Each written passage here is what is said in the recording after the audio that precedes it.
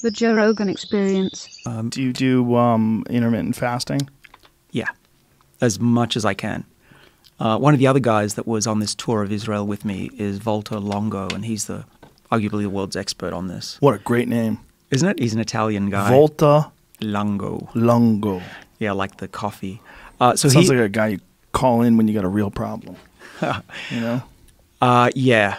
Well, he's written a book, and he is probably the world's expert in human periodic fasting. For everyone who wants to know about what the best periodic fasting protocol is, there isn't one. We don't know yet. We're right on the cusp. There haven't been enough studies, but there are a few types. I go through them in my book, because we won't have time to go through all of it. But there's the 18 hours. Yeah. So if you can go skip breakfast, have a late lunch, that's a good start. That's what I try to do every day. It's not always possible, like when you're in Africa and they're feeding you massive meals 3 times a day. But that's what you want to do. Be hungry for part of the day. Or you can go a little more extreme and skip 2 days a week. What's the benefit of being hungry? Great question. And this is what my lab and others figured out in the first few years of the 21st century. We figured out that these genes that extend lifespan, these sirtuin genes, are activated by being hungry, in part by raising NAD levels, which NMN will mimic the effect of. So being hungry actually raises your lifespan in some sort of way.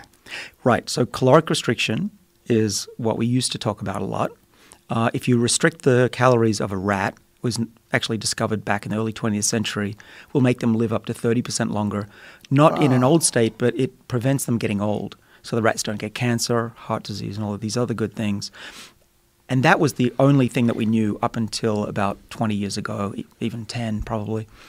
And so we used to think you had to be hungry all the time. And there still is a society called the Calorie Restriction Society. And they were hungry all the time. They ate very small meals, which is pretty tough. I tried that and gave up after a week. But this new paradigm is that you don't have to always be hungry. Similar to you don't always have to be on a treadmill. You can do it for a short time, make it intense, and then you can let your body recover and go back to a normal life for a little bit. And that's great news. That means that we can have our cake and eat it too, so to speak, as long as the cake doesn't have a lot of sugar in it. Now, when you are on this protocol of restricted eating plus metformin, when do you take what and when do you exercise and how do you balance it out? Like when do you know what to do what?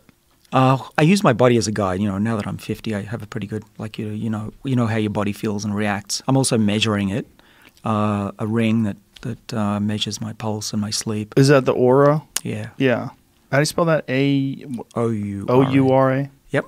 Is that, isn't Kevin Rose a part of that company? Is he? Is that it? Yeah. Jamie says yeah. Okay. From Dig, dig.com. Mm-mm. You don't know Dig? No, I'm hopeless. How dare you? Sorry. It's a good place to go find cool shit. Okay, I'll go. Dig.com. Shout out to Dig. Yeah, I go there every day because real interesting stories on the internet. You're always finding cool, weird videos and just fascinating science stories, human nature, human interest stories. Sounds good. I have a watch. What kind of watch are you using? The Apple Watch. Okay, how does that measure it? By the way, they just released the Apple Watch 5 today. Ooh. Apparently it's better. You might want to get it. What does it do?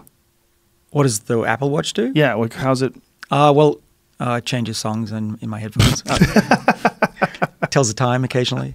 But yeah, what's useful with it is pulse and activity. And if I haven't moved enough during the day, I've got a standing desk, and that's been helpful to make me move around a little bit more. But mainly it's, and I also do occasional blood tests to make sure that my body's optimized as best I can, personalized. And using all those measures. You read the data off your watch? Like, how do you read it? What application are you using? Nothing special, just on my phone, have a look. Okay, so you just have a look, like what your resting heart rate is, how much activity, how far you're walking, how many calories you're burning, that kind of deal? Yeah, pretty simple. And I'm happy to say my resting heart rate's really low, which means things are going okay so far for me, even though I don't do enough exercise, as you rightly point out. I think my resting heart rate's 46.